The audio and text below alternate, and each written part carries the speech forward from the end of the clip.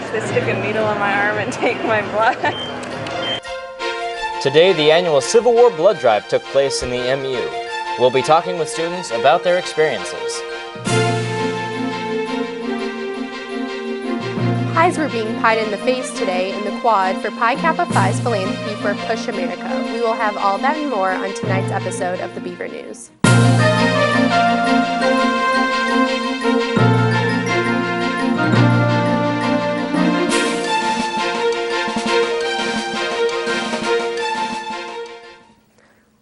Good evening and welcome to your Wednesday night edition of the Beaver News. I'm Allison Headley. And I'm Hayden Wilcox. We're glad you could join us tonight.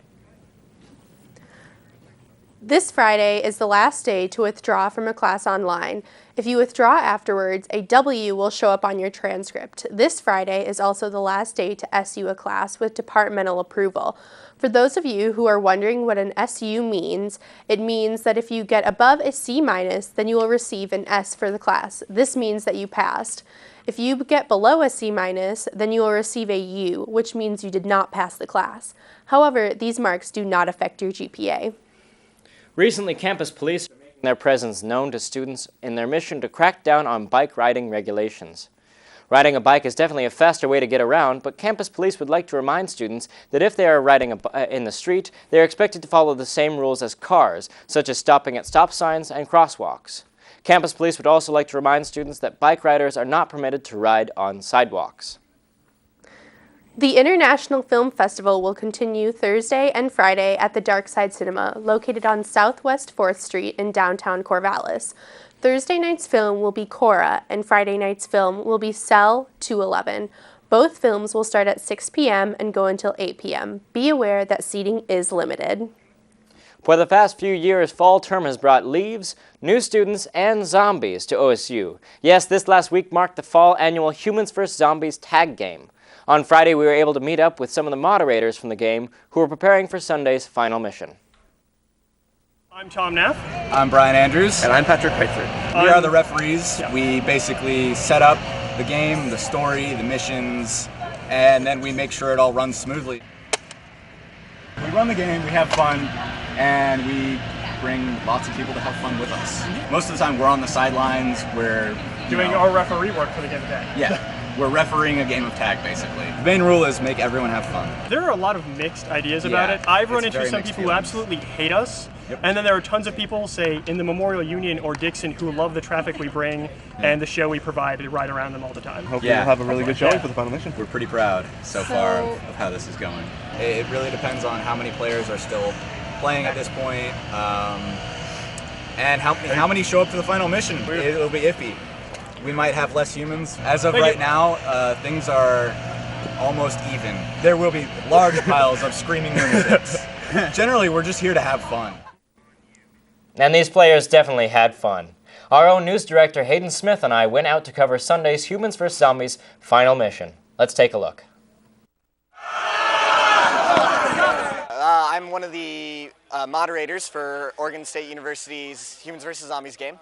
The goal of today's mission was to take the magical items out of the circle so the zombies could not create an ultimate zombie, and bring it to the human area, which was a de-magicalizing area. I think this mission turned out incredibly awesome. This game had more complicated missions. The mission styles were more interesting, more intricate. We added a few surprises around. And in the end, we kind of tested how well we can do our missions, and we did incredibly well. This one we had about 580 people registered, but only about 390, 400 players. We're a HVZ squad called Modular Tactics and Enforcement, or MTES. This is my 5th game. Everybody else varies from 2 to 3, somewhere around there. This is actually a Raider. It's a modified Raider. We call it the Red Raider. It belonged to the #1 zombie killer ever. We didn't survive the final mission, no, but we survived to it.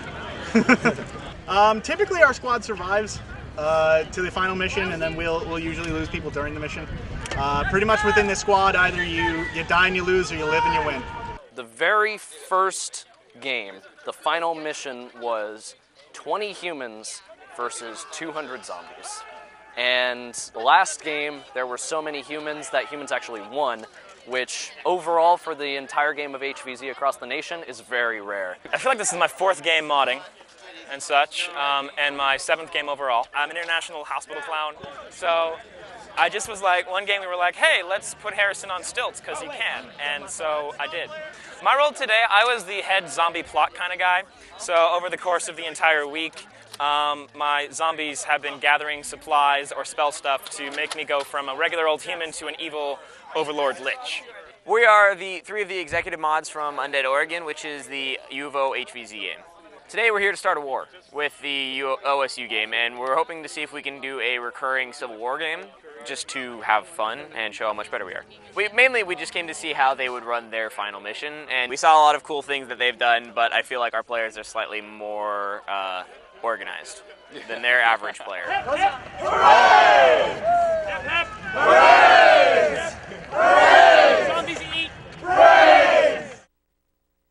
Saturday, Chi Omega will be holding a 9K relay race supporting the Make-A-Wish Foundation. The race will start at Bald Hill and will end at Avery Park at the Thompson Shelter. The race starts at 1 p.m. Check-in at Bald Hill will start at 11:30 and go until 12:45. Teams who would like to participate can register the day of the race. The cost is $20 per team of 4 to register. And according to Chi Omega's philanthropy chair, Elizabeth Allman, at the end of the race, representatives from Muscle Milk will be there handing out samples. This week is Spiritual Wellness Week here at OSU, and events take place during the week to promote wellness for students. The series begun today with an event called Sharing Food, Sharing Stories, Sharing Spirit, and is sponsored by the Spiritual Life on campus. The event is going on now at Marketplace West Dining Hall and will be held at 8 p.m. at McNary Dining, at 9 p.m. at Arnold. Other events will be held throughout the end of this week, will include a conversation couch sponsored by the Hillel Jewish Student Union and a presentation and discussion by the Baha'i Campus Association titled Reflections on the Life of the Spirit. If you walked through the quad today, you would have seen girls on bicycles and guys getting pied in the face.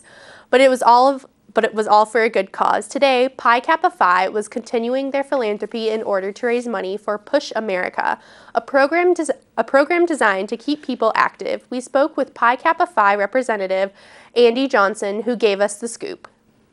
Hey, I'm Andy Johnson. I'm from Pi Kappa Phi. We're supporting our philanthropy and doing War of the Roses. It's for our national philanthropy, which is Push America. Well, we have 3 bikes on station. Multiple sororities will bike for 5 minutes, and we'll record the mileage. And over the week, we will see what sorority has ridden the most miles, and they'll win our trophy. Just yesterday, we had a sorority top out at 161, and just already we have one sorority that has broken 100. I'm Justine Eckman. I'm from Beaver, Oregon. Yesterday we had about 150 as a house at Tri Delta, and we're hoping to beat that today. We're here Tuesday till Friday. Over the week we'll have certain special fundraisers per day, and today we have Pi a Pi Cap, which is anyone can come and pay $5 to do a working pie for any member of the house. And Friday we're going to have our final obstacle course at Chintamani Park. I can't open my eyes. Oh, not on me! Hi, I'm Diane, and I'm from Chi Omega, and today I got to pie someone in the face, and he got me back.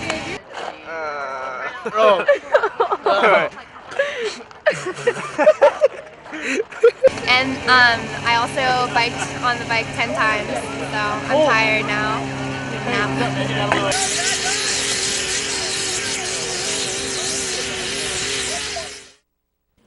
Monday kicked off the 11th annual Civil War Blood Drive. If you haven't yet donated, you will be able to until Friday from 11 to 4 in the MU. The event highlights the rivalry between Beavers and the Ducks, but organizers say it's also a good way to bring awareness to the constant need for blood donations, with the relief efforts for Hurricane Sandy. Earlier today, I stopped by to see what was going on. Let's check it out. Pretty much they stick a needle in my arm and take my blood. This is actually what we call a duo swab. So I'll scrub the area, and the first one contains iodine and like a detergent, so it cleans the area as well as kills bacteria. The second one is a higher concentration. It kills anything that was left behind. any skin bacteria that might be on the surface, so it doesn't go into the blood and it doesn't go into her arm.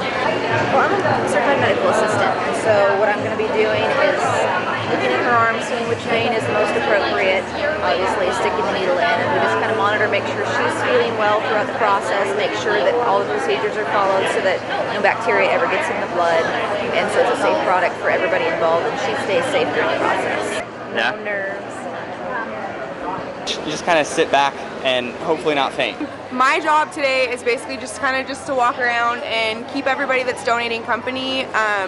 If they're a little bit nervous, kind of talk them through it just so they, get a little bit distracted maybe. Kind of helps with the donation process, but I'm just perusing, kind of keeping everyone company. That's my job. I've been doing blood drives for a few years now. This is my first one at Oregon State, but I did them in high school all the time, so I kind of like it a lot. There were quite a lot of people that came in.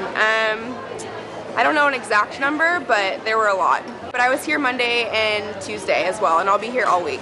We have 35 staff. We have 4 supervisors, including myself, running the drive.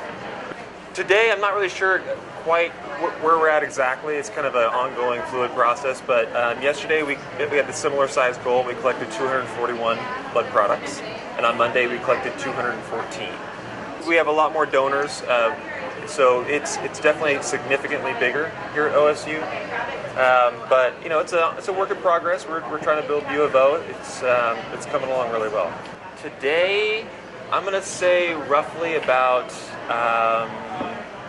100 and probably 160 so far. Well, first of all, you're going to want to sign up for an appointment. That's the best way. The more appointments we have, the quicker we can get someone in and get someone out. So it's more efficient. But we always accept walk-ins.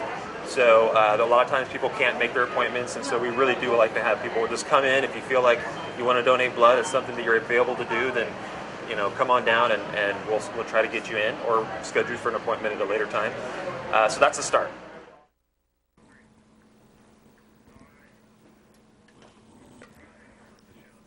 I'm Allison Headley. Thank you for watching tonight's edition of the Beaver News. Have a good night.